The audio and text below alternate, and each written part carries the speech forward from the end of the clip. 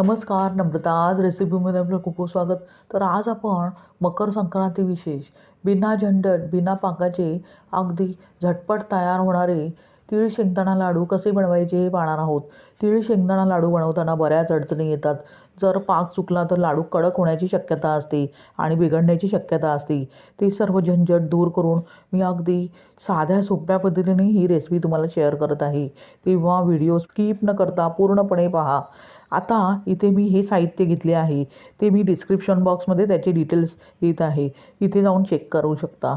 आता आपण इथे गॅसवर एक पॅन गरम करत ठेवला आहे. त्यात अर्धा किलो बिना पॉलिश तीळ घेतले आहे. तुम्ही पॉलिशचे तीळही इथे घेऊ शकता. आता गॅस बंद करून आपण अगदी फुलेस्तोवर तीळ साधारणतः 4 ते 5 मिनटे व्यवस्थितपणे मंद गॅस करून भाजून घेऊया. तीळ भाजून घेत असताना गॅस अजिबात मोठा ठेवायचा नाही आहे, नाहीतर तीळ एकसारखे भाजले जात नाही आणि थोडेसे कडवट असे लागतात. म्हणून मंद गॅस करूनच साधारणतः 4 ते 5 मिनटे आपण अगदी फुलेस्तोवर हे तीळ भाजून घेणार आहोत. साधारणतः 3 ते 4 मिनटानंतर पाहू शकता तीळ अगदी व्यवस्थित फुलले आहेत आणि त्याचा सुवासही थोडासा दरवळतो आहे. लगेचच आपण ते एका परातीत काढून घेऊया आणि पूर्णपणे थंड करून घेऊया. थंड करून घेतल्यावर आपण ते मिक्सरमधून त्याची भरड तयार करून घेणार आहोत. त्यानंतर तीळ पूर्णपणे थंड होईस्तोवर आपण त्याच पॅनमध्ये पाव किलो इथे शेंगदाणे घेतले आहेत. शेंगदाणे भाजून घेत असताना गॅस लो टू मिडियम करत सतत ढवळून भाजून घ्यायचे आहे, म्हणजे ते एकसारखे भाजले जातात आणि आतपर्यंत भाजले जातात. खरपूस इथे शेंगदाणे भाजून घ्यायचे आहे, त्यामुळे हे जे लाडू आहेत ते अगदी खमंग लागतात. म्हणून शेंगदाणे भाजून घेताना अगदी अशा प्रकारे लो टू गॅस मिडियम करत अगदी सतत ढवळून भाजून घ्यायचे आहे.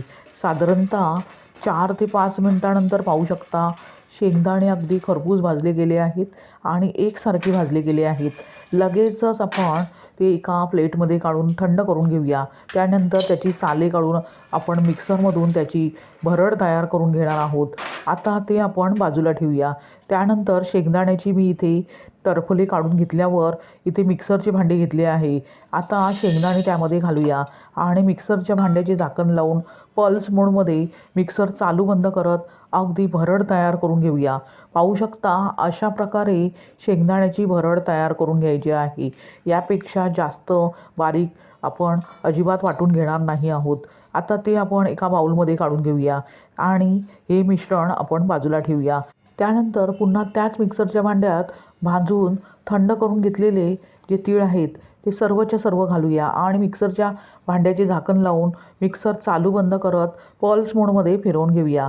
पाहू शकता अशा प्रकारे अगदी तीळ व्यवस्थितपणे फिरवून घ्यायचे आहेत. आता ते आपण बाजूला ठेवूया. त्यानंतर पुन्हा त्याच पॅनमध्ये आपण अर्धा किलो किसून घेतलेला गूळ घालूया. इथे गूळ साधा मी घेतला आहे, चिक्कीचा गूळ अजिबात इथे घ्यायचा नाही आहे. त्यामुळेच जर पाक बिघडला तर लाडू फसण्याची शक्यता असते, म्हणून साध्या गुळाचाच वापर करायचा आहे. त्यानंतर पाववाटी आपण गूळ विरघळण्यासाठी त्यामध्ये पाणी घालूया. आता अशा प्रकारे सतत ढवळून गॅस लो टू मिडियम करत गूळ अगदी व्यवस्थितपणे विरघळून घेऊया. गूळ विरघळेस्तोवर आपण जे मिक्सरमधून तीळ आणि शेंगदाणे भरड त्याची तयार करून घेतली होती ते एका परातीत काढून घेऊया. त्यासाठी इथे मी परात घेतली आहे. आता त्यात आपण शेंगदाण्याची भरड प्रथम घालूया.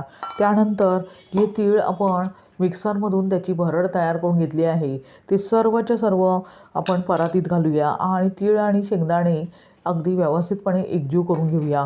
पाहू शकता मिश्रण तीळ आणि शेंगदाण्याचे पूर्णपणे तयार झाले आहे.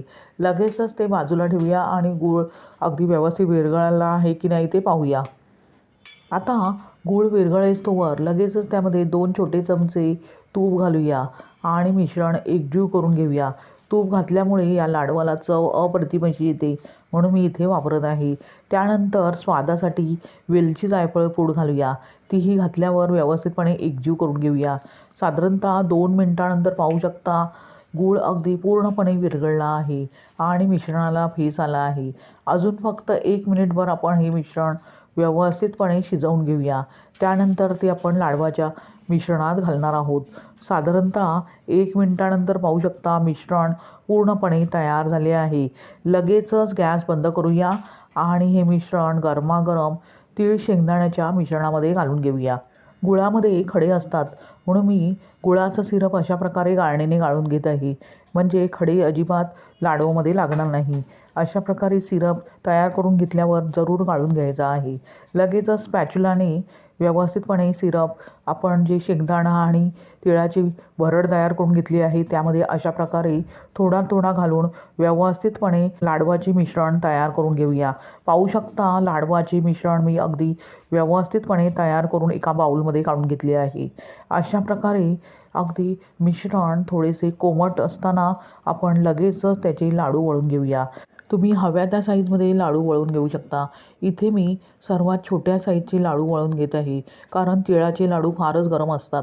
पाहू शकता किती परफेक्ट तिळाचा लाडू तयार झाला आहे. अशा प्रकारे तयार झाला तीळ शेंगदाणा लाडू, तोही सहजतेने बिना पाकाचा.